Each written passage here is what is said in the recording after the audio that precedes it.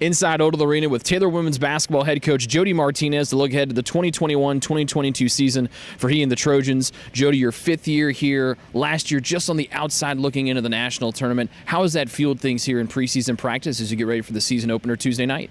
I think the returners have the right focus and mindset. It was unfortunate the way our season ended. We finished third in the conference, one game out of second behind Indiana Wesleyan, who end up going to the Final Four. So you feel like, man, we were just right there. And unfortunately, the selection committee didn't think our strength of schedule, non-conference, was worth rewarding.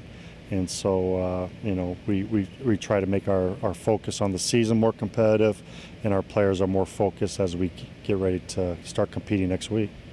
You guys had one of the top scoring offenses in the history of Taylor women's basketball a year ago, and you get to bring back your leading scorer from a year ago, third-team All-American Lauren James, one of the top players in the Crossroads League a season ago. She's now completely over a year removed from that knee injury. How has she improved from a year ago when she looked so good a year removed from that knee injury? I think LJ's leadership skills have really developed, and I think just because of the maturity, she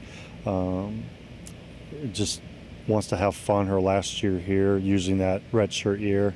She's been awesome on the court. I just think she's a great role model in terms of what work ethic should be about and what happens when you put the time in, and successful follow when you have the work ethic and the discipline the way LJ does. She was a preseason first-team All-League selection. Taylor Westgate, your sophomore forward, also on that preseason first team. We saw glimpses of brilliance a year ago in her freshman season, really started to put it together towards the end of a year ago. Where is she getting ready to take that leap as a sophomore here this year? I think Taylor has taken a lot more confidence in the post area of, establishing a presence. I think she earned a lot of respect from her freshman campaign. She was voted, in the top 5 for the Crossroads. I think that moving on to her sophomore year, I think she's capable of being a double-double type of player. And she's got to be, a threat down low to help LJ, Meredith, Kayla on the outside shooting the ball as well as the other guards.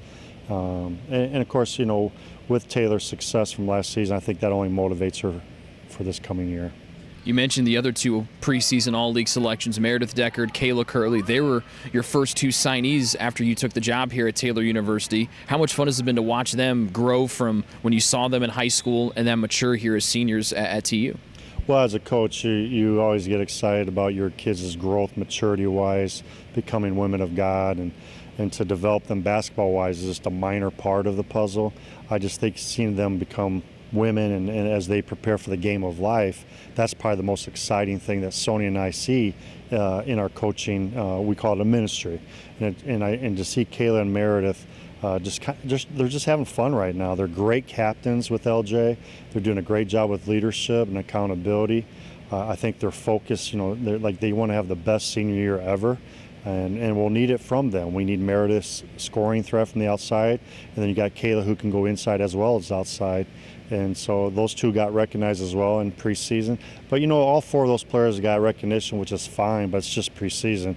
As I told them, now you got to prove it. It starts next week, prove what your recognition was all about, and just see how it ends in March when we hopefully make the national tournament. You lost just 2 seniors from a season ago in Kiara Nieto and Madison Fisher. So people from the outside looking in might not think there's a lot of playing time open, but you've had some really competitive preseason practices, particularly for your sophomore class and your freshman class as well. Yeah, the current class of juniors and sophomores that were freshmen, sophomores last year, as you referred to, have improved. Of course, they have more experience. I mean, Gretchen is doing a great job with just getting stronger and being more confident down low. So I think she will have opportunities to start, have opportunities to play more minutes. And of course, with her height being 6'3", 6'4", depends on her day. She's still long down there. Then you got Ariel Dell, who's gotten stronger and so much improvement in the last 2 years. And then you got Haley Harrison, who's gotten better defensively and handling the ball, and we'll just continue to work on her shooting. So I think the juniors have a great chance to impact this year's team.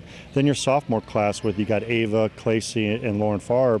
All 3 of them are going to get significant minutes, especially on the defensive end. That sophomore group is really athletic and defensive minded, and we'll develop the offense from them. But it's a very competitive returning group. And then you got your 4 freshmen that are overwhelmed right now with learning everything, and time will tell about them. Right now, I don't see them helping us early in the year, but they have the skills to get better, improve, and then push for some playing time as we get closer to Thanksgiving.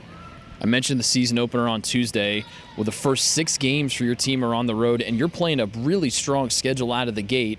What's it like to challenge your team right from the word go to start the season, all on the road? Yeah, Rick, we talked. I told you earlier, the reason for the competitive road schedule is because one of the reasons we did not get an at-large last year, according to the selection committee and to our rater, is that my non-conference strength of schedule and my RPI wasn't high enough. And, as the year started last year, all with the COVID restrictions, we were told as coaches that COVID issues would not penalize us.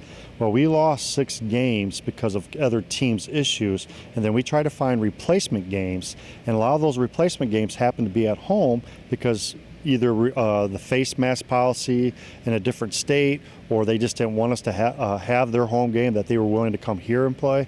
And so we were just trying to fill games to have a season. And when it came to the selection time, we ended up getting penalized for what they said we wouldn't get penalized. So I'm making sure this year that we play a tough schedule. They were telling me kind of like what Mount Vernon went through. They lost some games, but because the teams they played in non-conference helped them get into the tournament, well, then that's what we're going to do. So out of our first 6 road games, we got 3 potential ranked teams, and it gives us a good evaluation before we open up with Huntington right before Thanksgiving with conference.